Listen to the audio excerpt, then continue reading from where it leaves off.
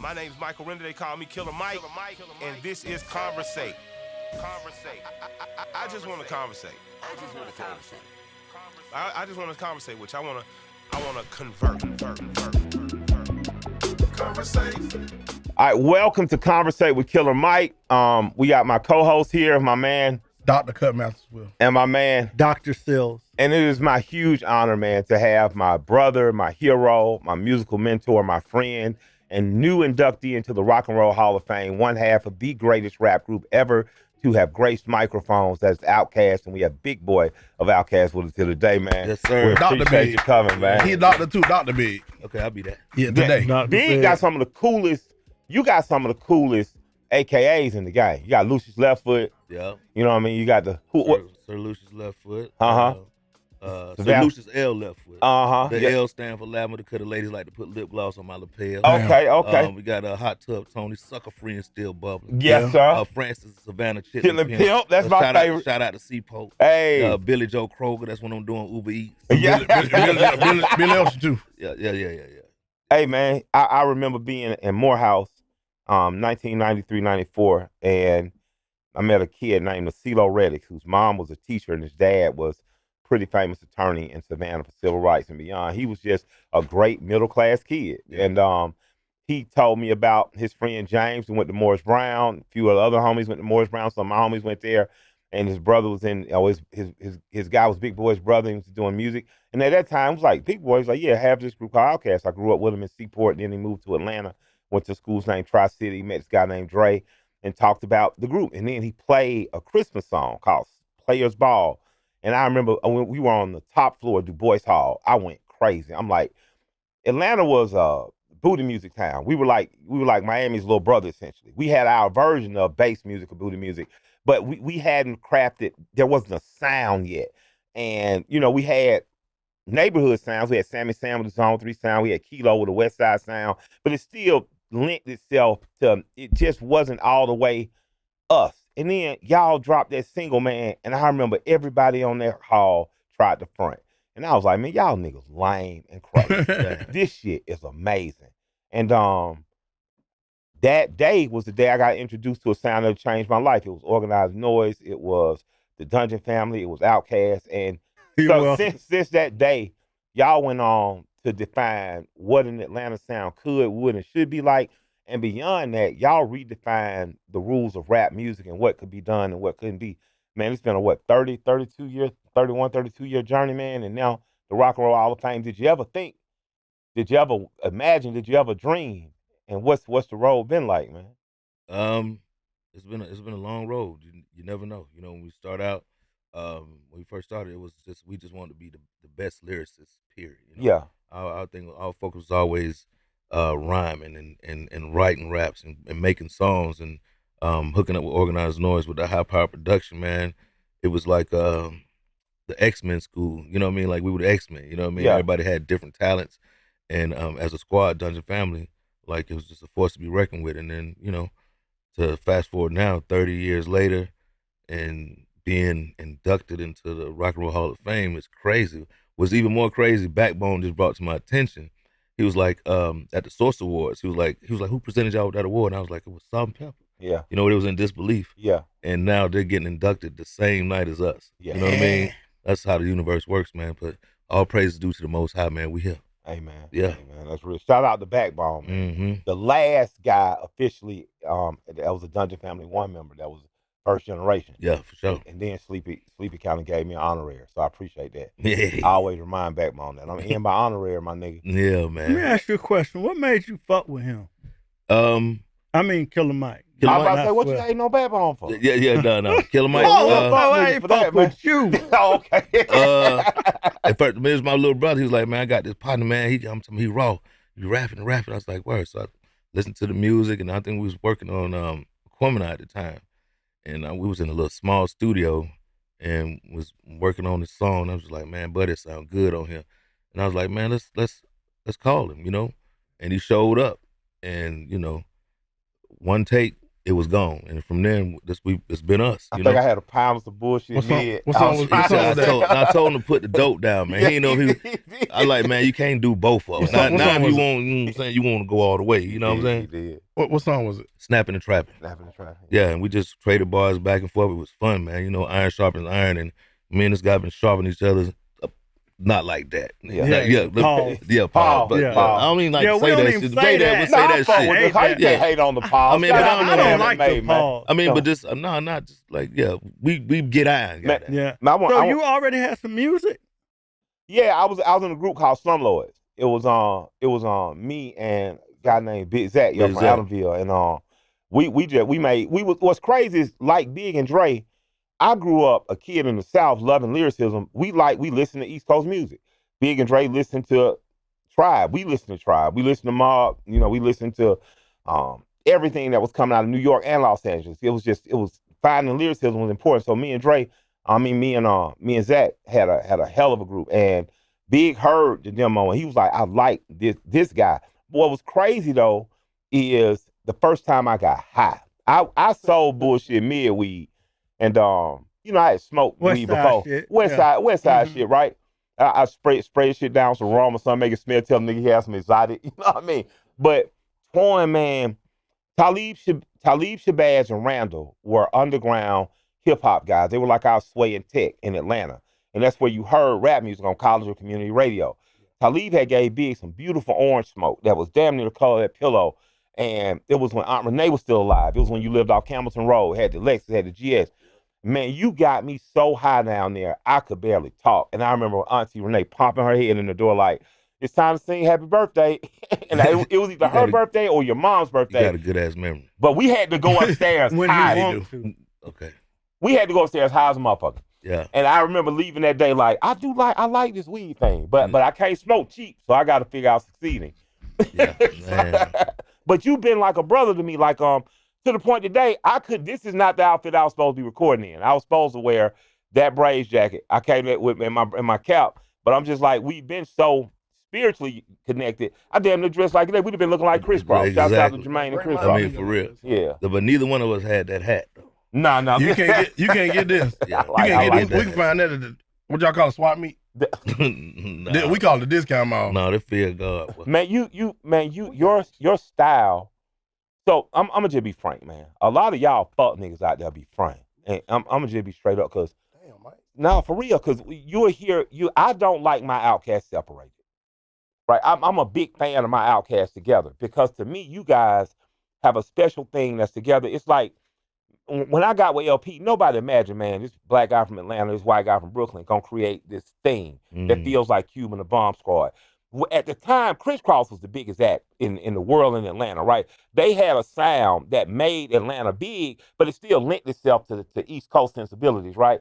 When OutKast came, they gave us something new, and stylistically, pattern-wise, you are one of the best pattern rappers I have ever witnessed. Like, I literally sit around and try to figure out, to me, the only person who's truly, well, there's two people who have truly mastered patterns in the way you have. Wayne has mastered patterns and Kendrick has mastered patterns. And you can tell Wayne and Kendrick were OutKast listeners and thereby, kind of disciples of the Big Boi pattern.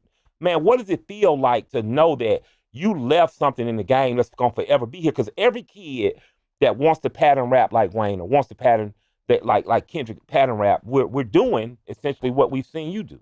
I just try to be the best me, man. Like, Yeah.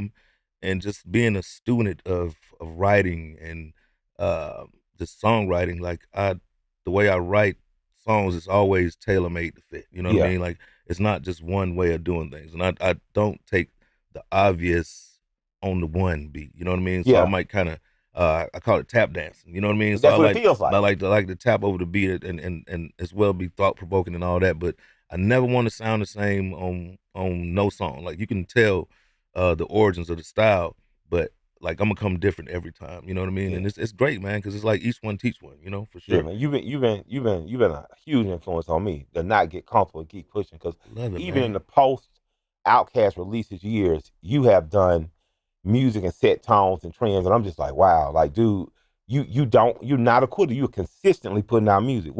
How young were you when you realized, oh, this is what I want to do? Because I've seen pictures of y'all, at Tri-City High School. Shouts out to Tri-City. That was a high school that produced you guys. It produced Escape. It produced KP. It produced parts of Jagged Edge.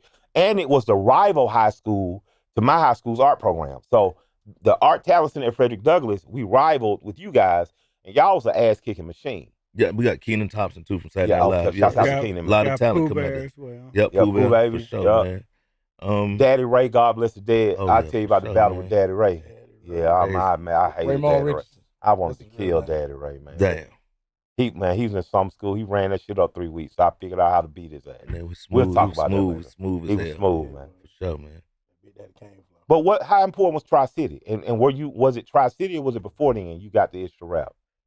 It was before then, you know, like probably middle school, you're doing your Say No to Drugs raps, whatever. Yeah. But by the time we got to Tri-Cities, it was like it was a jungle, man, because you had all like 3 different high schools merged into one, and we were all new to the school. Yeah. It was me, it was Dre, and then we had some more partners that was with us too, like Sultan, Preston, and Silk, and we was just all new to the school, you know, polo prep niggas, you know what I mean? Yeah. Just like yeah, for sure, you know what I mean? And so what's up? Was y'all 2 shades deep then though, or was it out? It was after that. It was right before that, you know what I mean? We were just students. This is before we even connected as a group, you know, and like it was, you know, we were just into similar styles of dressing and taste in music, and once we started hanging out, then we came up with the concept like, you know what, man, we can do this, man. Let's rap. I was like, yeah, let's do it for real. Dre was like, nah, for real. Like, nah, for real. And we like, for real.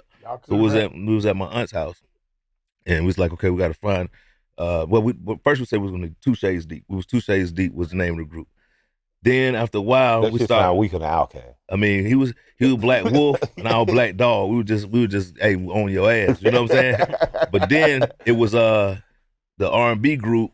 4 Shades. 4 Shades Deep. I remember them. Wingo. Yeah, with and some of them his jagged crew. edge niggas. Yeah, I Like, remember you know what I mean? I don't know if they caught One of them wind. passed away, yeah. Really, yeah, but Mm-hmm. they was 4 Shades Deep, and we like, man, these niggas done took our name. So we was at my auntie house, and we got a dictionary, and was like, okay, let's get us a name. And the first name we looked at was like Misfits, and looked it up, and it was already a group. I was about to say It was already a group, right? Misfits. So we scrolled down, ends, nothing, got to the O, OutKast, and then we saw the pronunciation spelling with the K. We like, nigga, this us.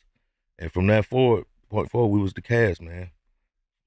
Did you ever have any trouble or have to talk to the motorcycle club OutKast? You know what? We never knew nothing about them niggas till like we were doing Bonzo Bad Day And video. they were legendary. I know, because we back shot the video in the West End. They like At them the OutKast. motorcycle club. So that people know there's a 1%er motorcycle club, or what Mhm. people could call gang, black club called For sure. OutKast that Sean Legendary. Paul from the Attic Crew It's a part of. is a part of. That's And right, remember. for those who didn't know what a stray cat is, there was a Ralph Lauren and Polo movement in Atlanta and throughout the South. And in Atlanta, one of the primary groups that pushed the if you could call it comparable to the low life was stray cats. They were kids who were from the city And they danced. and too. they danced and they wore preppy type clothing or Ralph Lauren centered clothing, and it was a street fashion mixed with the prep fashion, which Yeah. was so. So you at the time you started, pardon me for interrupting, at the time you started Tri-Cities, that's when Russell, College Park, and Woodland had combined. Yeah. Woodland High School. So Yeah, and we had a whole lot of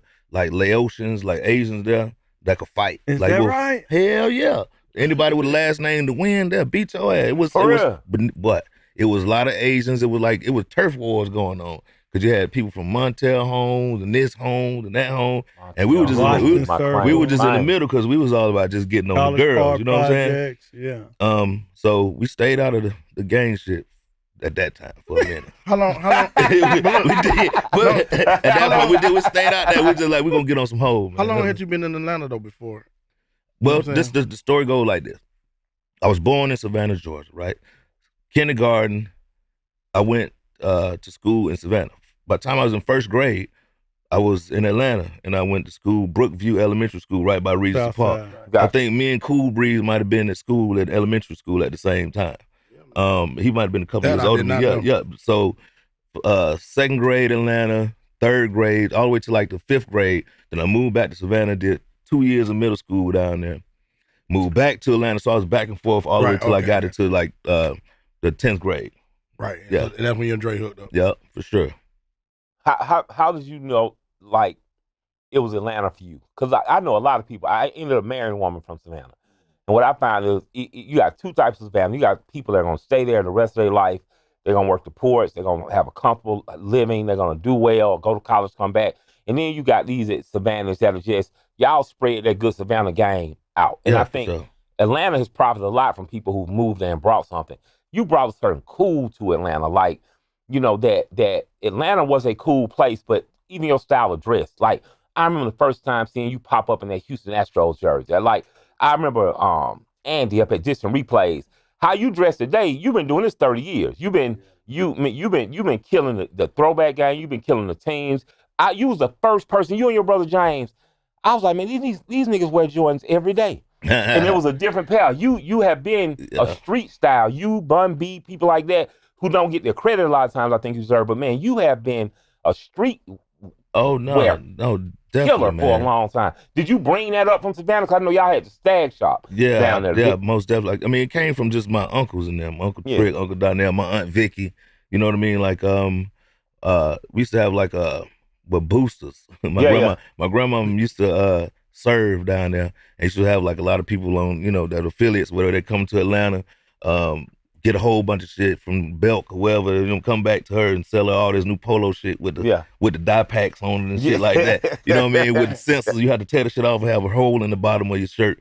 But we used to stay fresh, you know what I mean? So as far as like the shoes go, man, you know, we couldn't hardly afford shit back then, man. I think my first pair of good shoes were a pair of British Knight quilted ones.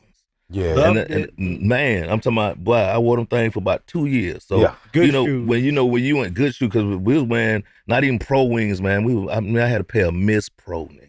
What the fuck is Miss Pro? Nigga, the female version of the pro wing, but they wasn't. Nigga, man, we ain't, but they was new. We ain't had the shit. We ain't had shit.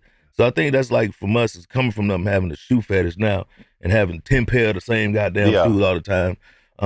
Left foot, you know what I mean? Just staying fresh, man. But yeah, fashion was very important. It still is, man. Like I could dress it up or dress it down, depends on how it is. If we stepping out, like when we step out you step. the Hall of Fame. Tuxedo We gonna do all that, man. The gators and all that shit. My kid be laughing at my gators now. Yeah. And I'm like, man, I put these gators in your ass, man. You know what I mean? So, Daddy, when you wore these? Shit, when I was fucking your mama. You know what I'm saying? How did you end up meeting, hooking up with Rico? We met up with Rico through this girl named Bianca.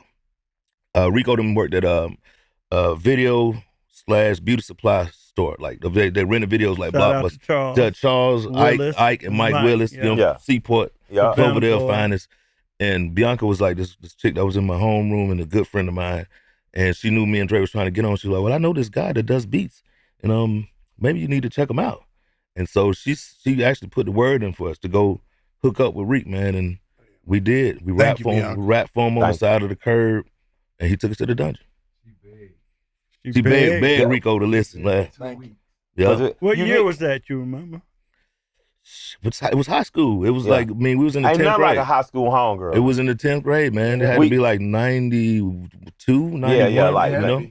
the high school homegirl that believed in you. Like, she Judge Asha Jackson in DeKalb County, one of the most powerful women in Georgia on the bench, was my high school homegirl. She was pushing us all the way. Like, man, you know, it's nothing like a high school. So shouts out Bianca, man. Yeah, so man. When you first heard, for me, and being on Old National on that side, flash shows, when Another Bad Creation came out, it just seemed like for us, especially them kids being from Godby Road, like it's really an opportunity to be a professional in the music industry. And were you aware of Another Bad Creation and being from College Park? Or? Yeah. I mean, we was aware of that, everything Dallas was doing and what Jermaine was doing. It was like, you know, being over at the dungeon, we knew we had something over there. You know what I mean? It's like it's gonna happen because the music was so good. It was just like, you know, we went so hard and everybody believed in each other. And Rico being the quarterback, it's like he always gave you hope, even though, you know, we might do a showcase and they turned us down several times. Rico like, man, fuck that. We gonna go to the next one. You know what I mean? So he always kept us motivated. And then when we finally did Players Ball, it was like they couldn't deny it no more. Man, it was crazy. I didn't realize you guys had to do 3 showcases in terms of Full of Face. Yeah. And that motivational talk that Rico did during the Players Ball video, it felt like he was motivating the whole city. You know what I mean? Sure. It was you what you guys brought. you guys brought an authenticity to Atlanta that we didn't have, and we deserved it. Because the other groups were dope. Another Bad Creation, Crisscross, all these other groups were dope. But you could tell the influence was from outside coming in, like in terms of they were a reimagined version of something that the East or the West had given us. Whereas you guys really brought it out to Clay. Yeah, What boy. what gave you and Dre in particular, the confidence to lean into the style? Because rap used to be about styles. You never wanted to sound like anyone else. Like I could hear y'all and say, I know they influenced by Tribe because y'all didn't follow no 16. Y'all would get in and out of each other's patterns, and y'all would get in each other. Flows would just end, and then the next person pick up. But y'all didn't sound like Tribe. Yeah. You know what I mean? What was it? What was it about y'all sound that y'all knew this is it? This is what Atlanta. Cause y'all put, for real, y'all put College Park and East Point on the game. Like there was not at the time people repping those two suburbs in the way that y'all rep them. But post y'all, you'd have thought that was the littest part of the city. No, right. You know what I mean? I mean, I guess it was just that Southern pride, man. We was like, we want everybody to know where we from. You know what I mean? What we doing. Like, yeah, we down here in the dungeon. We got on these feel flip-flop with 3 pair of socks. Just in case you get clay on one, you peel it off and have another pair off. You know what I mean? Like they gonna know us. Yeah, it's they soul as hell. They Geechee. Yeah. They from here. We took pride in that. You know what I mean? Like even like Dre said, you know, when we do interviews or whatever, like the slang, they're like, "Well, y'all niggas from the islands or something?" Like, nah, nigga, we from Atlanta, goddamn. You know what I'm saying? Some of that Gullah Geechee Savannah. You know what I mean? That's like, what's crazy, and I never really realized it till like later on. Is like people from Savannah and New Orleans got the same accent. Yeah, they do. You know what I mean? Yeah. And I think that's the cool part about it, just being just authentic and being just unapologetically yourself. You know what I mean? Because nobody wasn't doing that. What was crazy is from a sound perspective, Memphis had like the Stax record sound, like that Willie Hutch, and then Texas they did soul, they sampled it their way, and then New Orleans. But you guys, it's almost you could hear the Curtis Mayfield influence on organizing it through y'all. It was less samples and more recreation of a vibe and sound. And I just always thought it was incredible. And I hope that as kids now are getting into nostalgia, going back, listening the same way we did with rock and roll and jazz, I feel like, man, it's a perfect time for kids to pick that sound up and play with it, see what it can evolve to. It's free flowing, man. Like working with the noise. It's like I remember when we first like heard some of their beats on like a tape, and we was like, man, who are these guys making these beats like that with this heavy drums and these bass lines? Because before we had producers, me and Dre used to loop songs on the tape deck with a tape, and just it might be a Marvin Gaye sample looped over and over and over again. But once we got to that free flowing dungeon, and it was like all bets was off. Like you could do whatever you want to do. And what's crazy, you and Dre still friends. That's my partner. Like y'all, you see y'all together. Yeah, it's like two homeboys just hanging. Yeah, that's my partner. Yeah, I'm just at work all the time. Yeah. Could you remember? What did it feel like when you got the call? Hey man, y'all up for induction or y'all nominated? Yeah, it was crazy because I was at a little restaurant eating my dinner. Yeah, like Swift know when I be eating my dinner. I don't like to be disturbed on the phone. Okay. So I was eating my dinner and I got the call. I was like, man, let me call Dre. I was like, hey man. I said, there it is right there. It's like, because I mean, first we started so you call your friend first? He was the first person I called. Like, there it is, bro. It's always like, you always want to be better than the last thing you did. And everybody call like the fear of falling off. You know what I mean? I called him. I was like, hey, man, this reserved seat, nigga. Ain't no falling off. This forever. It's interesting because his raps are about that a lot. Yeah. The fear of growing old, the fear of falling off, and it's just an observation. It's like he has alluded to that probably the same amount of times Too Short said bitch in a rap. Right, you know what I mean? But OutKast has never fallen off. That's the most amazing thing. OutKast is everlasting, man. For sure. Not even that. Most people be dead and gone when they going into the fame. Yeah, that's you guys are young men. Crazy. That's the other thing. Y'all are young men. I want to make sure that people know, especially rap artists, hip hop artists from Atlanta, I want them to be very aware of the struggles that the Dungeon family, you, Dre, and OutKast and Goody Mob had to deal with in the 90s, breaking down barriers and climbing over obstacles and walls to give the South a real look. Yeah. Because I remember living in New York, and you guys, through LaFace being associated with Arista, Mhm. and we both on the same labels essentially. 112 is on Arista, Right. Bad Boy, And what? Bad Boy. You went to the parties? Yes, and So that's why they call you Baby All Low. Okay. Oh. yeah, this happens sometimes. He had to take his. Do you got his meds? Nah. Throw one of man, the pills. So I knew, or I witnessed you guys having to really stand front line in pushing Southern hip hop and Southern rap when it wasn't accepted. Yeah. Like now it's accepted. I don't even think they realized that it never was. It wasn't accepted. Yeah. It was tough. It was tough, man. It was like, like the rap civil war, you know what I mean? Absolutely. But we weren't being even acknowledged. It's like shit. I mean, like, hey man, we can rap over here too, man. Like, what about us? Whatever. And man. then, I mean, after we saw, after we felt the disrespect from the infamous Source Awards, we was like, we're gonna show y'all motherfucking name. You know what I'm saying? And we went and made ATLians after that. And then after that, it was just blood in the water. So that was a real chip on your shoulder at that point. Yeah. Oh yeah. It was like first we were like so excited. We going to the Source Award, nigga. We in the Source Award, and we was there with because we were being managed by Flavor Unit. Mm-hmm. So Shakim and Queen Latifah, and we had Naughty by Nature. So we was there with all the New Jersey hardheads, and them niggas were deep, and it wasn't a fact of like y'all. It was just us with them, and it was like. They were like, y'all better not fuck with them. And we was like, shit, cool, it's whatever. We had Goody Mob with us. And we was like, okay, we got on stage. Them niggas like, boo. We like, damn.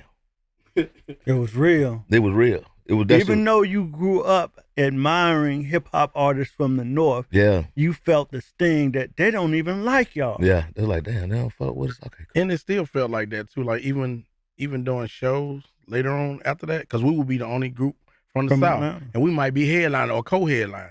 So the shit felt strange, and they would always book us all in the same hotels, and it felt crazy. You know, you felt love, but it felt fake love. Did it feel like they were saying them country ass niggas? Yes. Yeah. I remember we used to do a lot of shows with Wu-Tang, man. I'll tell you what, the funny story too. I'm thinking of told us shit. We had a show in Chicago. Okay. Were you with us then? Yeah. We was closing, and when we got to perform. Them niggas pulled the plug on the speakers or something like that. We thought they did. They was like, fucked our sound. The Wu-Tang did. I'm pretty sure it was them. You know what I'm saying? I mean, we cool as hell. You got to think this before skewed on the bar. I know this was before skewed on the bar. All them my dog, but I think they kicked the plug out on us, man. Damn. It was hard. We still rock that bitch. They used to do that. I mean, not they, but that used to be Artists done used to do that to sabotage somebody else's show. We ain't know. We was in Chicago. We thought that was neutral ground. Like, nigga, please. Pull the plug on them niggas. There ain't no more show. So you really had to dig deep. Was there any ever like I hate them niggas? No, I wasn't like that. No, it was never like they was like, damn man, you think them niggas pulled the plug on our shit? But man? It was always a funny feeling because sometimes when you go on a sound check and stuff like that, I would be in the van by myself with bust the whole crew and shit like that. Like so, you always felt we from the South. Just alone. It was all, but one thing it was always love. Certain things might have been like subliminal or some shit might have happened and you had to question it, but it was never like, yeah, we don't fuck with y'all. Hell no, never that. After the South had something to say moment, we was already saying something. We had 8 Ball and MJG, we had UGK, we had numerous, but it seems like the saying something got more unified. The South used to be a region versus a bunch of little independent states. It was like when Sun came out from the South, I felt the duty to buy it. Yeah, for like sure. After that was said, it was like I felt the duty to go to the shows to support. What's it feel like seeing the world blossom since then? Since it opened up to I would argue the last 20 years dominant. It's been amazing, man. Like one thing I can piggyback on is the whole Atlanta thing. It was the camaraderie, you know? Yeah. Like all the Atlanta artists fuck with each other. You know what I mean? Like for the most part. Yeah. You might have like these little small little beefs, whatever, but that brotherhood was, I guess, kept it going. You know what I mean? From us to Luda to Tip to Jeezy and everybody kind of, you know, doing their thing, and it was like leading the charge all at the same time and winning. And the music was good. You know what I mean? So now it's like it's hard, you know what I mean? You gotta, because I don't think the focus is on like just evolving. Yeah, you know? Atlanta's best trait to me was it used to burn itself down every 2-3 years. So Atlanta is a music place where it would develop a sound and then it burn that sound down and a new sound would emerge out. OutKast to me is the figurine on the grill of the Rolls Royce because no one had to tell y'all to do it. Y'all kind of did it. ATLians did not sound like Aquemini, did not sound like Stankonia. You guys almost would go into it was like every album we knew it's gonna take 2 years. We knew okay, OutKast gonna give us another album in 2 years. But we knew it was gonna sound different, look different, smell different, be different. You guys, unlike the scene, you didn't wait for it to kind of die out. You guys would kill off your old self and kind of rebirth. Atlanta's logo, too, for people who don't know, is a phoenix. That's a bird that burns itself up and out of the ashes arises a new bird. What put you guys in that mind state? And to me, you guys kind of gave Atlanta an example, or this is how you do it. It was, I guess it's like a unspoken creative clause that we had with amongst ourselves. Like, whatever we do, we're not doing that again. We're doing something else. So forget that. Okay, so where we going next? We don't know, but we're not doing that. Yeah. You know what I mean? And that shit always worked. It's like, okay, don't try to recreate this. Don't try to make another one of these. You know what I mean? No sequels. You know what I mean? So it's like you digging for gold. Like you got to go out there and look for it. You know what I mean? And once you strike into that sound or tap into that new essence of that thing, then you just get in it and go. You know what I mean? Yeah. And that's what it is. Even from a fashion perspective, I remember being in Dutch's Barbershop on Campbellton Road. Dutch's Barbershop was right here. Big stores right there. I remember the barber walked in. He had seen Dre wear the turban. Dre couldn't get the hair fixed, so Dre went and grabbed the turban. Everybody took it as like, hey man, I'm with it. So you had groups of friends that would come in. Wearing the old lady church hat. Yeah, one dude would be wearing the turban, the other dude would be wearing the baseball cap. It was like these mini outcasts would come to Dutch's Barbershop. It was hard, man. Man, I remember one barber came in with it, they joned the hell out of him. 2 weeks later, had the barbershop wearing that and had the barbershop hat on braids hat. And then wearing them turban for real. Yeah, that shit tripped me out. Sometimes I couldn't believe it. That's that influence, man. So you gotta just be conscious of what you're putting in people's minds too. You know what I'm saying? Yeah, so you always said that too, because you've always had jewelry, you've always had nice cars, you've always had, you went to Gentleman Club, Magic City, flying, you always had beautiful women around you, but you never made that the preeminent thing in your raps. You was always the player, but I remember when they called y'all the player and the poet. To me, it was two poets and players, but see, they needed something to brand. You know what I'm saying? Because you called them the player and the poet. I had a whole family. Yeah, exactly. You know what I'm saying? Yeah, you had a whole family. That's how they sold it, though. I mean, so I was just like, they ran with, Is that right?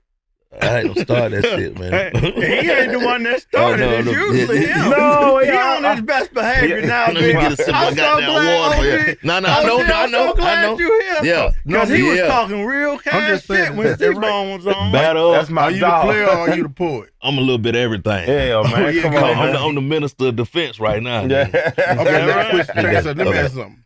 Is it anybody you ever want to do a song with, like dead or alive, like you wish you can just, you know what I'm saying, you'd like to be creative with? Bob Marley. Wow. That's dead and alive. Sade. Yeah. Well, we got AI, goddamn. No, man. I'm just saying. No, it ain't the same, man. it ain't the same. It man. ain't. I mean, you could do it, and that shit probably be jamming like a motherfucker, but it ain't no soul in it. You know what I'm saying? Like you said, For sure. the emotion. Yeah.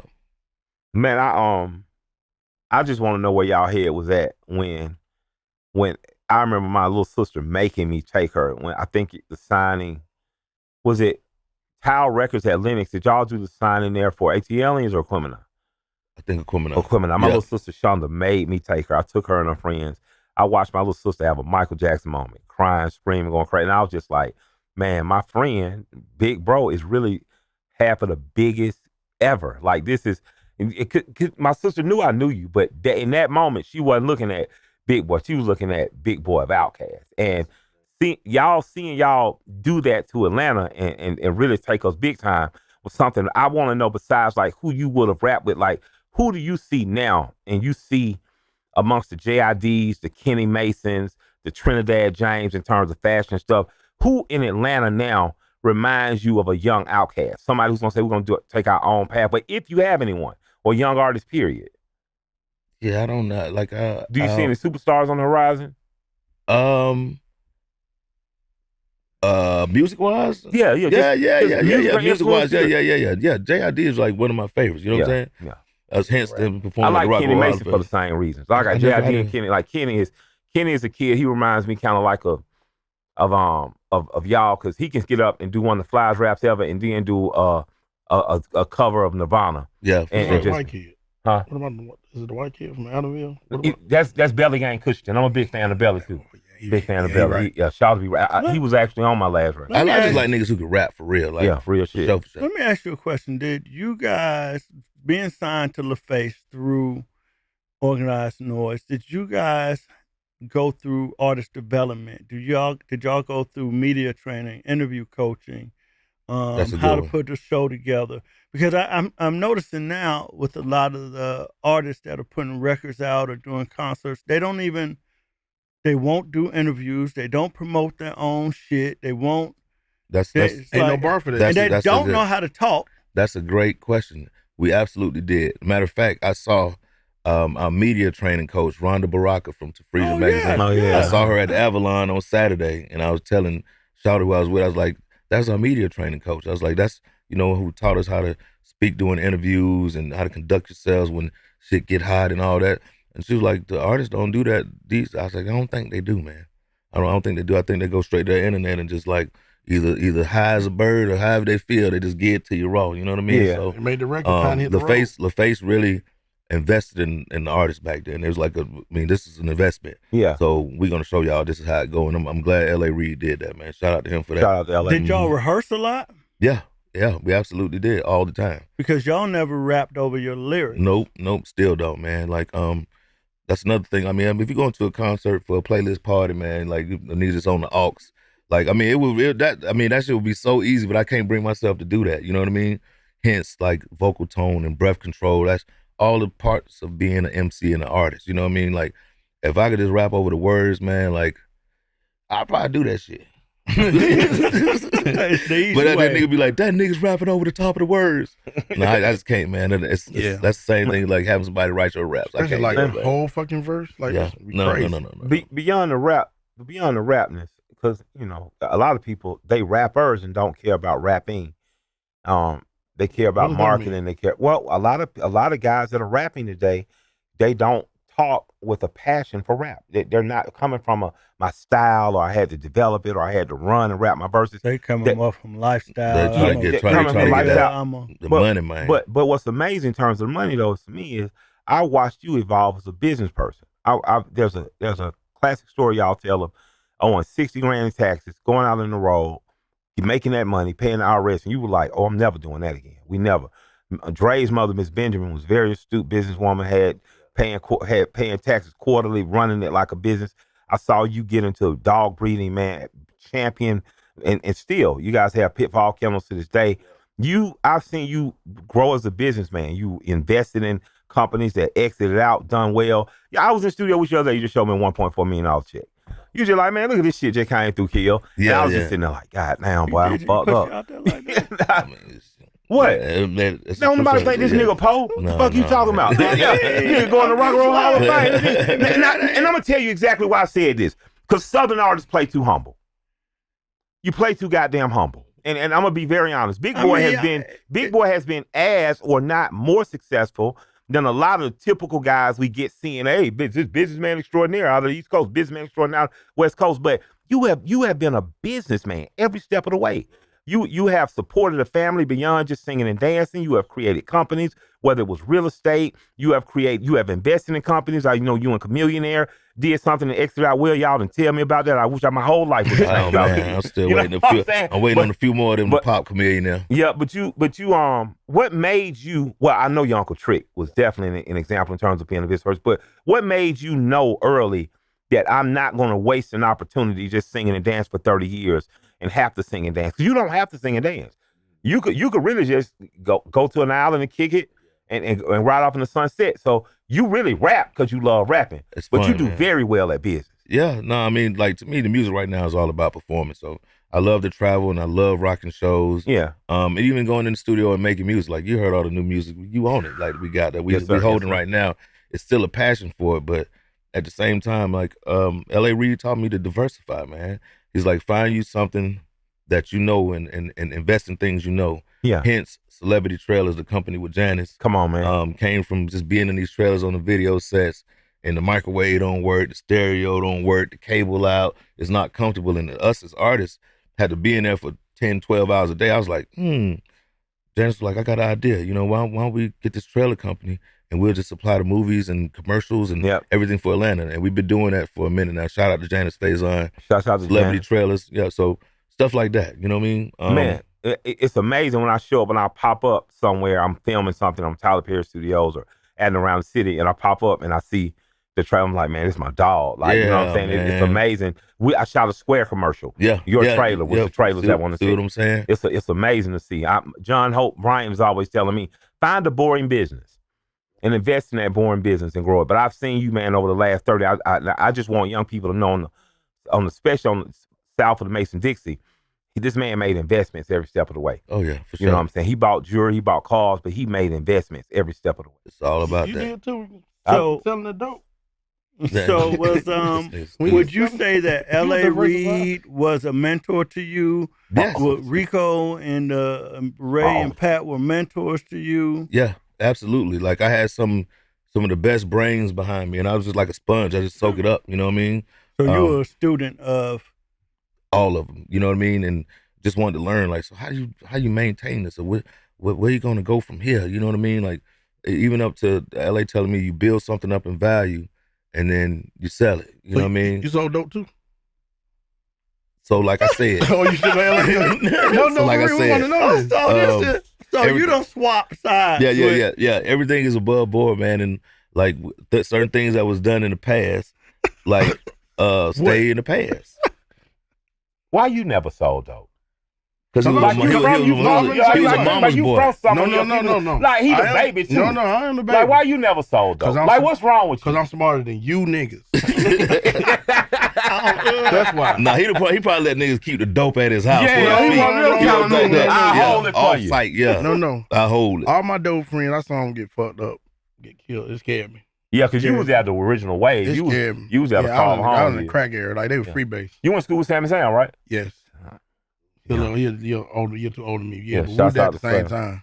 Man, I wanna ask you something. So when I got with y'all, when I signed with y'all, it was an exciting day for me. And me too. I can remember y'all taking me to the Gentleman's Club. The Gentleman's Club was Magic City's main rival. It was Mike Childs on the Gentleman's Club. Yeah.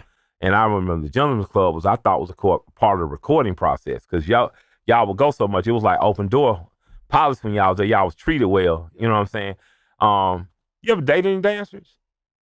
Not really. Not really? Unlike our friend. Huh? Unlike our friend. Yeah, the past, you ain't never date no dancers. Because the girls loved you. Like, you was their guy. Don't worry about what I was doing, man. You can't define. How did y'all even meet him? Tell me that. And did you approve of him Drake immediately? cousin Angelo stole some equipment, and then Swiff had to retire. No. I knew the boy rapping at the gas station before shit. Before they even got to Rico. Yeah. I knew him at 2 Shades Deep. Rapping at the gas station. They were low. We'd be like rap. Them motherfuckers just bam. They was assassins. Like for real. Like just rap.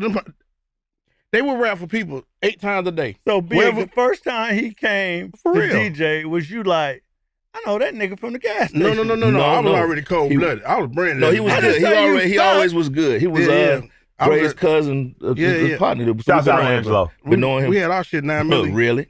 Yeah, that's my guy. Hold on, man. What? Hold on. Y'all so slick, man. Y'all so slick, boy. See, this shit too personal. So was he fine like that? Or did it take you a minute to... No, he always been fine. But as a person, was he cool? Yeah, always been cool. This man, he been DJ. He was an OutKast DJ. Then he been DJ with me for the past, 20 years? Yeah. Yeah, so we never stopped. Yeah, I'm not a quitter. Back to the Gentleman's Club. Yeah. I had never seen nobody that wasn't no dope dealer get treated that well. Yeah, I was used to going to me because y'all literally the Gentleman's Club was y'all clubhouse. Sleepy Brown, I get shot at Sleepy Brown. Sleepy Brown. I mean, the freak he just like to be. Sleepy started. Sleepy in the back, y'all. We got Sleep coming soon. Yeah. We got Sleepy coming soon. Yeah, there we go. Now we talking. Yeah, that was a bad man. That was when I think about So Fresh, So Clean, I think about that club. Like I know, you know what I mean, and I'm a huge lover of, cause and these were black owned clubs too, and that's what I loved about them. But man, that's cause So Fresh, So Clean was your song first, right? Was it an OutKast record or was it your record? And then you said, well, this is for the crew. Well, it was OutKast record originally, but Dre didn't like the record. He didn't like it? No. Then I put my verse on there, and they added something. What did they add, Brown?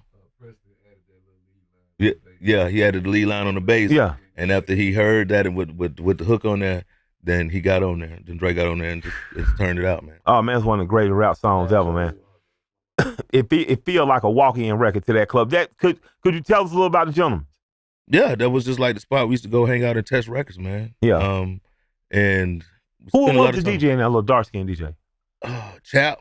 That was DJ Chap. DJ Chap was in there. Yeah. The Gentleman's Club was like you said, it was Magic City rival, but it was like that shit was new. It was new. It was ready and just how important was strip club culture to growing y'all? Because a lot of times we would get pissed the radio wouldn't play OutKast the way we want them to play it. But if you went in the clubs, you went in Club Nicky's, I don't care if you went in Body Tap, I don't care if you went in the Flame, Magic, Gentlemen, they were playing OutKast. They would play the album. Yeah. If you was on Day Shift, they played the whole album. What was it like to have like the streets with you, even when radio wasn't in the way it deserved? Long as the streets got it, man, it spread. You know what I mean? Yeah. It was never like fully commercial till like later on, but like we would take our records in there and give it to the DJ and have them test it out. Yeah. And like a lot of stuff just went, you know what I mean? Yeah. Like I could say like Bombs Over Bad Dads was one of those records, you know what I mean? Was. And we just go in and just, you know, get to the DJ, see the reaction, and be like, this motherfucker gonna go. I knew Bombs was gonna be crazy when I think I was out at, I might have been out at Strokers, and I saw a dancer grab the pole, grab the bars up, and literally she was stomping the ceiling. Yeah. Dang, like oh that, yeah. That I was like, oh yeah, it's out of here. And you gotta realize too, like by the time the records came out, people were still really dancing in the club. Yeah. So the stripper made the dancing to any song like just different. Yeah. You guys, man, to me, you guys are the best representation of Atlanta because I've heard on other podcasts and other people say, well, you know, OutKast is an exception. Atlanta's more like this, where it's almost like Atlanta's our biggest Achilles heel is we've always not appreciated how dope we were. We're aspirational. We always want to be somewhere else, comparable to New York, comparable to LA, comparable to Louisiana in terms of stuff like that, Texas thugging. But what you guys show is all of the diversity of blackness in one group. Yeah. Y'all are everything from to me, from the grime of Southwest Atlanta to the shine of Southwest Atlanta and the mansions on the other side. You guys are James P. Brawley and James Baldwin. You guys are the dope dealer in the West End to the kid that's on campus in the West End at the AUC. You guys in one beautiful, magnificent thing. You know what I mean? Is that something, did you just let it flow or did y'all purposely think we can't just do what is expected out of a rap group? I just think it's a certain amount of class that comes out of our family. You know what I mean? Yeah. We were raised a certain type of way. So, I mean, yeah, that shit was slum and hood as hell, but we just had a certain type of class. Yeah. Not now, like pimping in our pedigree. Yeah. That, you know what I'm saying? Like, we was always just cool. Kind of mind your business, man. Stay out of everybody else's business. Be the best you that you can be. And, yeah, man, just put the blinders on and go. And at the same time, you know, that shit, we both from it. You know what I mean? From the deep hoods of wherever. Yeah. We from all that. But it was a certain amount of class that we got from Big Mama and Uncle Trick and them and Miss B. Yeah. You know what I mean? Amen. And Cousin Travis. You know what I mean? Like, for sure. We were raised right. Yeah. How long the South I had the ball now? You start long time. Aquemini Records. You start signing artists. Mm-hmm. You become a sign leader Home. and a boss. Yeah. And you invest time and energy into helping others create their careers as you're navigating through your own, which eventually led to me working with you guys at Aquemini and later Purple Ribbon. So I want to thank you for being courageous in attempting to help people and standing on the front line and push. For, what did he say? Tell me he ain't do shit. Yeah, that nigga be saying some fuck nigga. He ain't do shit. Who didn't do shit? He told me you. He told me you didn't do shit. He brought Kryptonite. He brought Body Rock. He ain't do shit. Yeah, stop hating on low, man. He'll put all that shit together, I'm getting man. put by Eric Cruz. I remember I called you just mad because Young I- Eric Cause I Jr. dropped some of your artists. Yeah, you had to drop some of that shit you were bringing over there. I remember I called you My at shit 2 got in the signed, morning. dog. Yeah, and I got it out of there. I called you at about 2 in the morning, and it was right at Pledge 2, Pledge Allegiance to the Grind. I did a mixtape series, Pledge 1, 2, and 3. Yep. And I didn't understand. I didn't understand how heavy it is to wear the crown, to be the leader, the boss, the person who's responsible for. I didn't understand that. I didn't understand how traumatic it must have been to support your friend in wanting to follow his endeavors. Of Dre at the time wanted to do an acting and investigate some other things, fashion and stuff. And you never resented it. You just said, "Hey man, go do your thing out." You know, I'm gonna keep pushing with the music, and I never thought about how heavy it must have been, which caused me to infight amongst the other artists on that label and to take a disrespectful tone and with you. And I remember, man, my grandmother getting on me about it. I remember John Lewis, God bless his dead, getting on me about it. I remember your son Cross, who's a little boy, said, "Dad, I don't like when you and Big Boi fighting." So me and you had some talk to make some amends. But I called you at like 2 in the morning. I said, "Man, you know, I just want to tell you, I'm sorry." I said, "Man, because I didn't understand how hard it is to lead. I'm over here with these grind time kids. I can't feed everybody all the time. We on this mixtape circle. We trying to figure it out." I say, "I'm figuring it out." And this before Pledge 2 dropped. Pledge 2 really was the reintroduction to Killer Mike. And you said, "Hey, Kill, I knew you was gonna get it. You was gonna understand." And you forgave and gave me grace. But after that, man, you could not put me in a room where I was not gonna talk big about Big Boi, because in supporting your friend leading to pursue whatever was gonna grow his soul, man, you took on Sleepy, Bubba Sparks, Concrete, me, Slim Count, Janelle Monáe. You took on a crew of people and believed in them at a time when maybe the world didn't believe in them as much as you did. And even some of those seeds, once they blossom, including mine, you didn't directly benefit from financially. When you let us go, you didn't have keep people's publishing. You didn't try to, attach yourself to their new contracts. But I just had to call you, man, and say that. And you gave grace. What has grown you into such an effective leader? Because you're not a boss.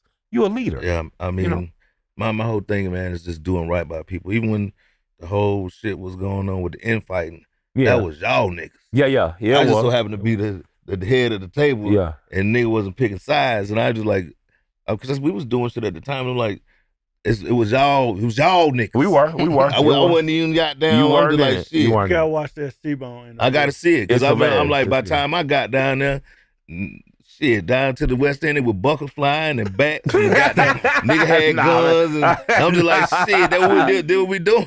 All right. But I was like, like I said, it was like, the artists were just kind of like, no, nigga, this we were panicked. We were scared. Yeah. We were panicking. I'm gonna tell you the coldest shit I ever seen though. Boy, when you show up at the gig and your the leader got your kung fu instructor as his security that day. I said, God damn, this nigga smart. Yeah, seafood. He hired seafood for a day. I was like, God damn. I was like, we just out there. He was playing peacekeeper. I'm just like, now what's he going was, on? and he did. It was effective. But I knew, man, you are a leader. I don't even know another way to say it. Like Antoine Patton, I see you lead a family. I see you lead almost like, and I don't think people understand or get the importance of and significance of having a leader versus a boss. Boss is gonna try to keep a little bit from you. They're gonna try to take you for all you have. They're gonna try to starve you out, and you never operated in that way. I always want to see all my people do good. Is that something you say you pull from, let's say, a Rico Ray? I absolutely got that from Organized Noise. Like, from like them letting us sign directly to LaFace. You know what I mean? And not being like, okay, well, we're gonna give me 50% of your publishing for life. Like Rico never did us that way. So when come time for me to sign an artist, y'all was signed directly to LaFace? Organized Noise let us sign directly to LaFace. They let us do it. Not through Organized. We were signed through Organized Noise first, right? So after what ATL and Brown? Yep. Organized Noise went to do a deal with Interscope, and then LA was like, I want to sign the guys directly to me. Not once did Rico was like, nah, give me a piece of it. Wow. Let y'all fly. He let us go. Man. And to this day, that's how you've seen that check. Come on, what I'm saying? I seen that check the other day. That's stuff like that. Easy. Yeah, that's how it's still coming. You know what I mean? Can't wait till we catch that motherfucker. Hey, We hungry. yeah, we ball. How we feeling, We ball? hungry. Fuck all that we shit, leaving. hands. Yeah, Let's man. get- These Oh, shit, they hit the bank. Man, let me ask you, what keeps you inspired creatively? Because I get off a plane sometimes. I don't even go home. I just go straight to the studio. If I know you Ray, Yeah. and I just walk in and I that just where you go? and you just let me rap. Yeah, that's where I go. Yeah. Where I go. Tell us, Will. Where you go? I'm just asking. Okay, that's where I Yeah, go. no- You know, I be in the start. house 3 days at a time. Yeah. Who? Me, I stay in the house for 3 days straight. Cause I don't go no more. I'm lame. you got gout. Yeah, let me go. I- How do you what keep you in such like? Cause you own Stankonia solely now, right? Yeah, for sure. If you ever want to sell half, I definitely would like to be in with you on that. But Zay. so I walk in Yeah. the studio and you in there rapping. Yeah. And what keep you on the rap? Cause nigga, you rich. Just wanted to make some new shit, man. Like just have it tucked. You know what I mean? So like you said, if you don't use it, you lose it. Yeah, So I, yeah. try to stay sharp. And then Got plus nothing else to do. I get so much music from, the whole squad of producers I got in the studio from Dijon and Go Dreamer and all the guys You got like hungry that. around you too. Yeah, Shouts out to man. Renegade. Yeah, Renegade. yeah, most definitely. Your engineer is one of the better rappers and music makers for sure. in the city. Oh, Shout yeah. out to Renegade Yeah, L. Ray. most definitely. Renegade. man. Just dropped a new project. Yeah. Question. Y'all bought Stankonia From who? from From who? our hero. From who? Yeah. Has the ghost of Bobby Brown ever showed up I seen that motherfucker 2 times. Yeah. Yeah. in the Stankonia? Because Stankonia. Stankonia was Boss Town, Yeah. correct? The story of Stankonia go like this. Talk to me. So we did our deal for Criminal Records, right? Yeah. We had did a show. I think it was in North Carolina, Nashville, Tennessee, to be exact. I know the story. And Bobby Brown came to one of our shows On the bus first, talking shit. like on the bus. He was gone. He I was love high Bobby as a Brown. I bird. still go see Yes. New Edition all the time. Yes, sir. And then we was just like asking him because we were recording another studio. It was like, man, whatever happened to the studio, man? Like, what's going on with the studio? And Bobby Brown like, hey, man, y'all can have that studio, yeah, he man. told her he couldn't come to Atlanta no He more. said, Yeah, I he got banned from just say Atlanta he got by a banned from judge. Atlanta, so y'all can have the studio. Then we went back, we told our manager Blue, he's Yeah, like, yeah, hey, man, Blue. Bobby Brown Check said we on can that have the shit. studio, man, check on it. And so Sylvia Roan, who was doing the deal with us at the time, Electra. we put Stankonia in a deal with a criminal, and Sylvia Roan, appreciate that, mama, bought the studio for us as a part of the Criminal Records deal. One time for Bobby Brown too, man. It was divine intervention, man. It You know sure what I mean? But the ghost of Bobby Brown never was Yes, just yes. running around. Then, that but motherfucker. years later, we would be working on songs, and Bobby Brown would show up about a little past midnight look- by himself and be like, "Hey, man, he don't give a fuck who in the room. I got to get in Yeah. the booth now. I got to take this to the radio station in the morning for the morning show." I love that nigga. We like, "Hey, nigga, we recorded." Hey, He look. like, "I just got to do one little thing," and this nigga would come in and take over the studio, nigga, like it was still Like his. it's still Like here. it was still his, and nobody said nothing to And him. Let listen him go though. in there. He came back to the show that night and jumped on stage and took my mic. Dang. Yeah, What man. was the drug heels like? Speaking of Bobby. Bobby? No, not Bobby's. I mean, this rock and roll. Now you going in the Hall of Fame. You had some exciting years. Yeah, I did. I was trying to ease into it, but man, I'm gonna tell you, when I Go first and got get on tour, there was a hell bus and a heaven bus. On the heaven bus was Dre, Peachy, DJ Swift. They would play Biz Wiz and Spades. They would drink lemonade. There was a moderate on the temperature. hell bus? On the hell bus, What's me, on the hell? Bone, Nate, Uzi, Madden, Dax. Satan. Dax? Yeah, all, this was my all cameraman. types of pills with no identification. Yeah, I brought 14 pounds of marijuana back on the bus because I didn't know you it was crazy. wasn't supposed to. He cussed me the What fuck you out. told him, motherfucker? Yeah, no, nigga, you jeopardizing my future. Yeah, that's he bad, cussed me out man. so bad. I'm man. talking about, man, that boy was trafficking, He man. said you got to make Hold a on, lot. hold on. You almost fucked the whole play up. Because I didn't know. I didn't. Not just me, it was both of us. The shit just so happened to be on my bus. I think that The nigga hell Dre like, boy, y'all nigga doing too much over there, man. Yeah, I mean, I got the footage though. That's the craziest thing about the whole thing. Oh boy, I got it all. It Like, was really rock and roll. no, but we just had like a little call about this OutKast documentary, man. And when the producers knew, I got footage going back 30 plus years. Oh wow. Freestyles on the bus. I mean, niggas with the coal in the eye, you know what I mean? Like eating cereal, rhyming, crazy stuff. You know what I mean? So we got it. Though. You have been in rap, rock and roll now over 30 years, and you've done all the things that rock and roll people do. Now you are an adult, successful businessman going into the Hall of Fame, and you got a kid another kid. It's not your kid, it's your grandkid. And he's brought a whole new phase out of him. Shout out to little man, little Cake, man. Yeah, man, cheesecake, man. Yeah, man. He is. We performed. I jumped out with you for New Year's Day. When they brought back the underground, yeah, Atlanta, and he jumped on stage, and man, all the women went crazy. Yeah, crazy, man. But you gotta ask them like we ask anybody else. What? Is there some kids around here? Because y'all claim I got kids. We always ask anybody, you think you got some extra kids? And Courtney definitely got some like, kids. we convinced he got a kid. I might have a kid out of Nikki's, out of Nikki's 94, 95. You got kids in Scottsdale. Nah, I ain't got no kid in Scottsdale. No, I ain't got no loose. You ain't got no extra big boy out here. Ain't no daddy fat sack. I'm telling you, but I would have had a tax ID on that. He kept somebody going to the store getting all type of protection. I paid for 2 abortions. Oh my God! You know what we missing? What? What about the fucking standout performance of my man playing Marcus on ATL? Oh, you no! Yeah, that's good pivot. Hey, but why don't you do more acting, nigga ass nigga? Yeah, man. I'm about to look at my time, man. No. I asked you, did you sell dope, Marcus? Chill out. Damn. Okay. You know what I'm saying? That Marcus shit was hard. Yeah, that shit was hard, man. That shit was hard. Shit, light-skinned niggas out of style. Who did you tap into to play him? Shit, me. Just me, man. Man, he played himself so for real. He sold it was cool because the director Chris Robinson like gave me the freedom to do what I wanted to do, and I just I started just flipping the lines and doing lines different. I was like, let me say it in my own way. Yeah. And so after the first scene, he was like, you just do you, and we gonna capture it. So the whole, I say about 80-90% of that whole script was just me coming off the top of the dome. Man, you played a hell of a mayor in a movie I didn't like. I didn't like the new Superfly as much, but your character I fucking love. You told me when I sniffed cocaine off the bitch back? Yeah.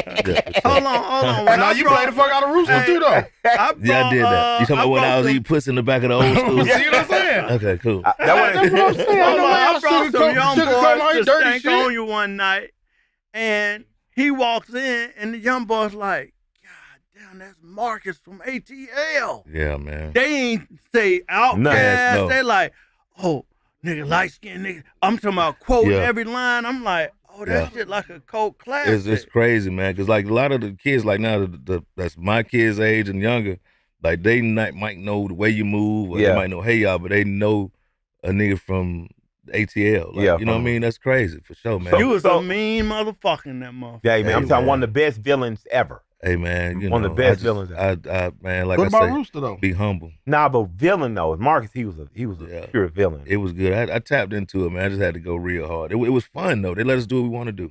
So in your raps, man, I want to say your cousin Ricky came home. Yep. Cousin Darnell got out of prison. Yep. And Uncle Mooney, man, recently passed on us, and I want to definitely commiserate Uncle Mooney. He was one of the best human beings I've ever known, man. He was taken away by senseless violence in the street. Yeah. What do you have to say to young men who out there kind of engaging in violence versus a lifestyle? Because you know, I heard you be really messed up about it, but I haven't heard you hate that kid. Yeah. You know, man, it's like it was unfortunate, man. We're having a little road rage incident where he was arguing with this lady at a stop sign, and her son just so happened to be walking by the car, and he turns around. Unc didn't even see it coming. He shot Unc in the back, killed him instantly. You know what I mean? But to the young niggas out there, just think what you doing, man, because now they got buddy for malice, murder, this murder, that murder, this murder. I mean, facing life with nothing. He was like just turned 18. Yeah. You know what I mean? And his mother was one of those mothers that would put pictures of him and guns and it's just stuff on what's name. So it wasn't the best representation of what mother. Yeah, but like you did it. Now you got to pay for it, man. Yeah. So it's gonna be a long ride, but rest in peace. Rest in peace. All y'all mothers raise y'all kids right. And mothers and fathers too. You know, fathers just we too, as a village, we gotta help these young boys understand that violence is not. It's just not the way. You know. With that being said, shout out to you with the Big Boi Foundation. Big Kids Foundation. Because you've been doing this for years. Too. Yeah, Getting kids out of the community and thank you seeing a bigger world. Fucking with me on Bear Strong and the bicycle movement. We had a good time. I really sure appreciate did, man. that, man. It's all about giving back and just if you can just kind of mold them a little bit, just give them a little piece of game, man. Because I remember when we were staying at projects in Fraser Homes. And at the YMCA, every summer they would have some type of celebrity basketball or somebody come talk to us as a kid. Yeah. And we would see them, man, and would just look up to them so much. And the words they said, we would hang on to it. And then one thing, they'd be like, always, you can be whatever you want to be. You can. You know what I mean? Yeah, I remember wanting to be Ric Flair for Black History Month. Shit. You can. It just depends, man. Like, just be the best you that you can be, man, and just go for it. If God got it in the cards for you, you're going to get there. Speaking of that, did you always want to be a rapper, or you wanted to be like a lawyer, a doctor, or something? No, first, I thought it was going to go, well, to be honest, a bank robber at first. I just thought it was going to be a bank, but I started seeing how much time they were getting niggas who robbed the bank. I like, man, rob the bank, hide the money, do a little time, come out still hunt. A bank robber? That was first. And then, I won't say you got no chance here.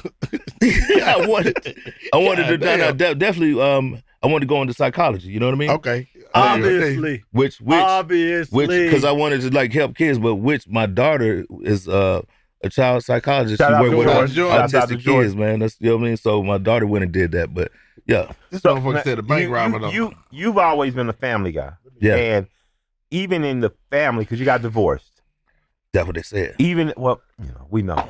But you did something incredible. You what the fuck you put your glasses? He put on I'm saying the man said he wanted to be a bank robber. I'm trying to get I like this. Hey, let me say this, because I know that I saw something amazing in that Cross played for Oregon. Cross went on then and played Vegas in Bethune-Cookman.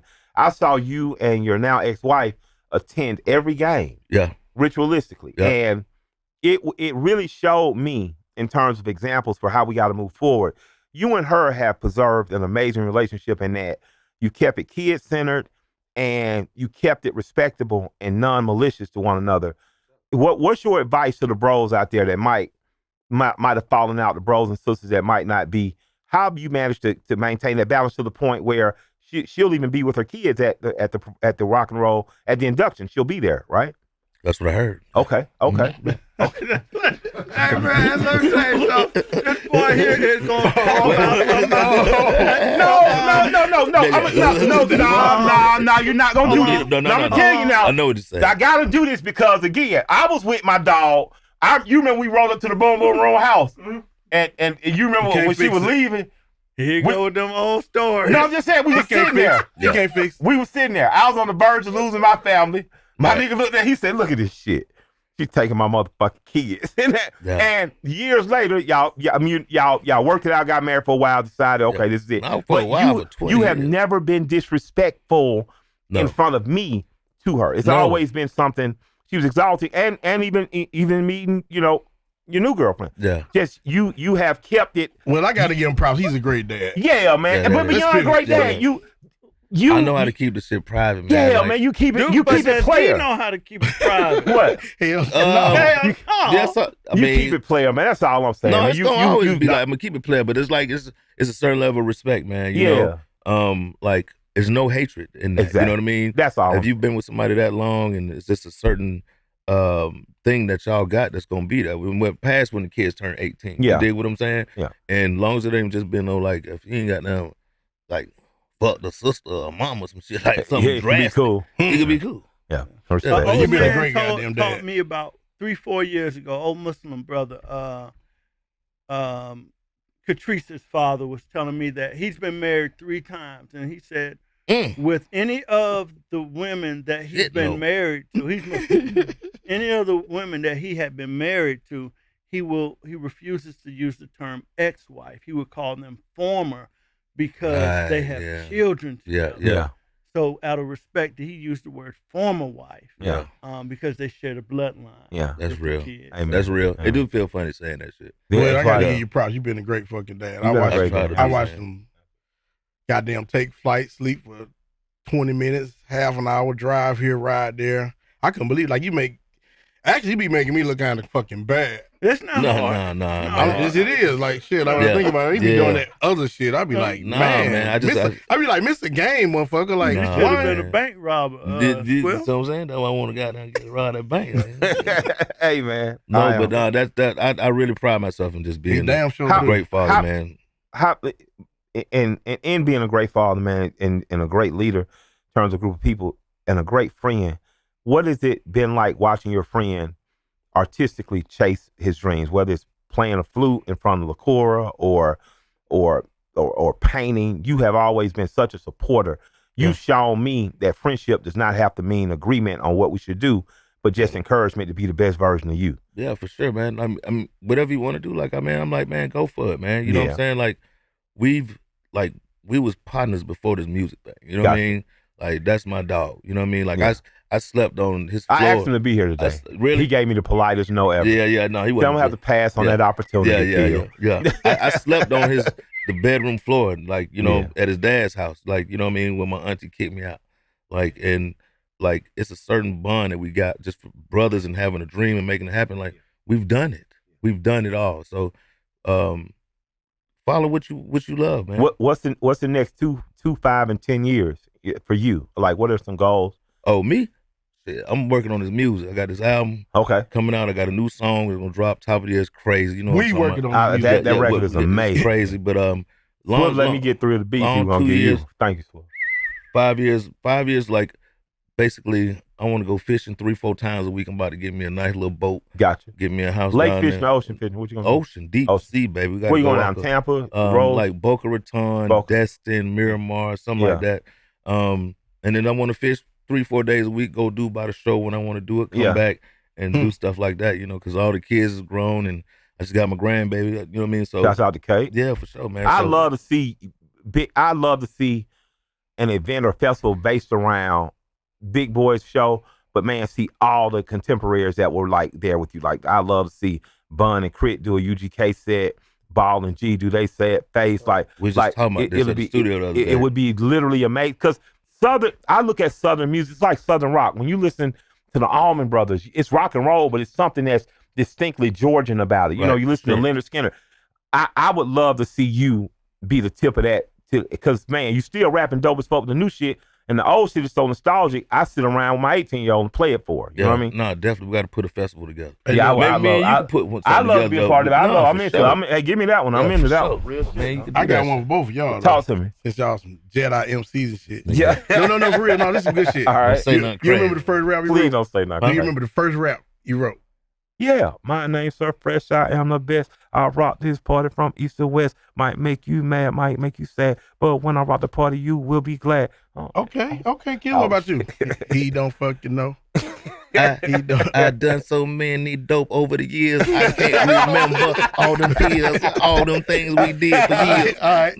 Man. My memory, man. I got a few quick fire questions for you. Okay. All right. What's your favorite song to perform live? Favorite song to perform live? Oh man, that's hard. That's what it changes. Oh, Kryptonite. Yeah. I was going to say that. Kryptonite. Yeah, for sure. Oh man, shouts out to Rock D2 out there, man. Shouts out to Bear too. Yep, shouts out. I shouted you out earlier, Bear. I want to do it again. All right, shouts out to Bear Low. Yeah. Let me ask you, if you had this person is in button for the next Southern artist to be inducted in the Rock and Roll Hall of Fame, who would it be? Whoa. You got to be a rapper? No, it's just a Southern artist. Southern artist. Yeah. I might have to say either Ghetto Boys or UGK. I was going to say UGK. Great. Yeah, Scarface, yeah, me too. Yeah, Scarface, man. Brad. Yeah. His birthday's coming up too. I got to give him a drop. What's up? I was going to say UGK too. UGK? Yeah, I was like, yeah. Yeah, because you're out in New York. Yeah, we know you don't know. I would go with Face too. Shouts out to Yanks though, man. As long as it ain't the Mets, because boy, Lord, they're our divisional rivals. And give us a story from the studio fans that never heard, man. What was it like when you built the apartment in the studio and you didn't tell your former wife about it? You talking about God damn. You talking about the Meatloaf Law? Come on, man. It's one of the most famous. Come on, man. At a certain point now, we got to tell a story like, hey, man, this nigga built an apartment. I did that. And he did not tell his girl. No. See, Bobby Brown built that shit. At least you equal opportunity. That shit was there. No, that Bobby Brown, that shit was there when I got there. The ghost building. But I did a little remodeling. Yeah. And I just put some that furniture shit was up dope there. as fuck. Yeah, the Meatloaf Law. I felt like, because I lived in Fayetteville, so I lived an hour away from the studio. What did it feel like when you came back with 50 pounds of weed in the Meatloaf Law? Man, I just like, ooh, Lord, yeah. We had to call a meeting. Yeah, we had to call a meeting. So, I had a to- whole I've lot not of seen trapping the, going I've on. not Yeah. seen the apartment The scene. real Yeah, snapping no, and trapping. that was like us. It's just vending machine snacks and Cheetos and sweet teas up there now, man. We retired. Man, you've been a player a long time, Hey, man. man, You been a still player. keeping Niggas that say shit pull player. up the stank on you, boy. Get some stank. That's Man. a nice apartment. I done stayed up there. Man, he went crazy on everybody. He was adamantly against that shit, man. Big check. He checked every one of his dope dealing partners about They their tried dope to dealing put way. me off this podcast today, but I had to be on here. I'm glad I you wanted did. to sit down with my brother, man, and tell you again, thank you for giving me an opportunity. We to appreciate work you, with man. Hell yeah, In man. your company, we made history together. For sure, I'm man. super proud. And we still here, man. And we still We kicking. still here doing big shit, man. Like, Can we give a shout out before we get out of here? The Yeah. Legends Only Studio, the big homie Pun from Compton. Oh man, thank you, Thank man, you so so much, much. man. Real talk. The potato head's coming, yeah. Mr. Big Potato Head. Shouts Yeah, out to man. Fun, man. Love and respect, For bro. sure, man. Hey, man, thank you, Big. Appreciate it, man. I Thank you, I brother. tried to trapdoor you a couple times. No, no, you're it's all too evasive. I'm You're too good. Man, I thought it was gonna be this Oh, that motherfucker media right here. training. Oh, Yeah. that Yeah, media you see that? The media training. They go, But "Wow." let me I tell you, wanna do like whenever he writes his book, and y'all get to hear the stories, man. If I gotta tell it, then I gotta tell it all. Man, So bad. shout out to the whole Purple Ribbon Equipment Yeah, Yeah. man. Shout out. team, family, Regina, Kira Lido. Shouts out to Ava. Everybody, Ava. Yeah, man. Oh man, we getting our girl. What am I Yeah. saying? So Ashley. stoned. No, she got married. Who? Light got skin. married. Mimi. Mimi Rick. Mimi too, but no, there's one more. Not Tamiko Tamiko Hope. too, but there's one more. Regina, we got shouted out. married? I hope not. No, it's not. Shanti was over at the You said Ava, didn't you? what's the name? She was Marche. Marche. Marche. You got married? Sorry, No, Marche. I don't think I thought got she got a married. guy. Oh, Well, she You got a guy. keep bringing up folks' relationships. I was happy to see her So with a guy. now we gotta say she ain't married, but she might want to be married. Well, Well, the pressure on that nigga ain't on us. I'm married. What the fuck can I do? How many abortions did you have? Oh my None, goodness! nigga. And with Zero. that being said, No, zero, baby. If you had a baby by me, we gonna keep the baby. For real? Hell But Yeah, I yeah. no, mean, for me real. being No, come on. millionaire- Nah, hold on now. For What? real? Boy, I got. love the I'm kid. good. Yeah, for sure. But You ain't my never paid for no film. hell no. My last child with Cross, that was 24 years Like I said, I ago, paid. and that was by my former wife. Yeah. Well, You know I what paid mean? for some, and But I don't when even you know get they to were slice mine. Shout out that to pile, Mr. boy, that's Shaheed. You think you'll ever have some more kids? I think you should. Oh, You no, think- no, you think no, it's no, whatever the no, Lord no. say. You gonna go for one more? Ain't like I'm going for It it. look like you're going for it, boss. Yeah. yeah. And on that note, I was just saying, you did so good with Hey, you man. did so good with goddamn Hey, with man. your grandchild, man. Hey Yeah, man, no. thank one half of the mighty OutKast for being here. one Thank- whole of me, Man, nigga. thank the other half for making music for as long as you did with your friend, man, and hopefully y'all pop up every few years and tour again. So us as parents could take our kids and say, man, this is that real shit we was telling you about. But Big, I love you. Appreciate and it. Love you, and I brother. respect you. Exclusive. Thank you. And I appreciate you for giving me an Exclusive. opportunity to change my life. Hell Thank yeah, you man. so much. Thank you for Exclusive. Rock No, and Roll never. Hall of Fame. Exclusive. Never. Thank you, Will, for Yeah. helping us. Hall of Fame Hall of exclusive, Fame. nigga. nigga. Exclusive. For sure. Should be out Shout Saturday out to night. Stacks for that polite refusal. Yeah, you Still, stupid. I'm gonna have to pass on this opportunity, dog. I'm gonna have to pass. You know how to do it. I said, hey, man, man, I appreciate all in the consideration. Yeah, for Thank sure. you. It's all good. Man, we love and respect y'all. We'll see y'all next week. Yeah. Love. My name's Michael Render. They call me Killer Mike. And this is Conversate. I just want to conversate. I just want to conversate, which I want to convert.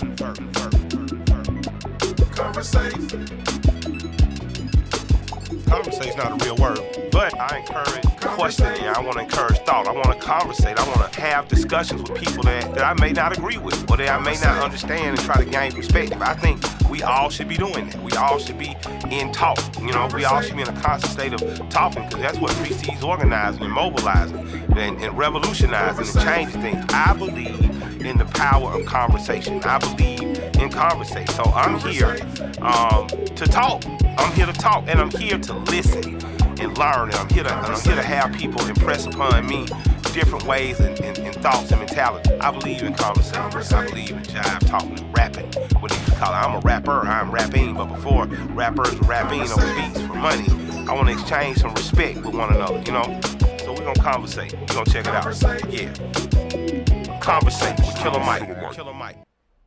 Hey, y'all got a question for my crew? you want to talk to me, Bear, Swift, or anybody and ask them something, I want you to come check us out at conversatewithkillermike@gmail.com. Send your questions in, send your thoughts and concerns, and we're going to make sure we get them up online, where it'll be discussed, talked about, and hey, we even might invite you on the show. Let's conversate.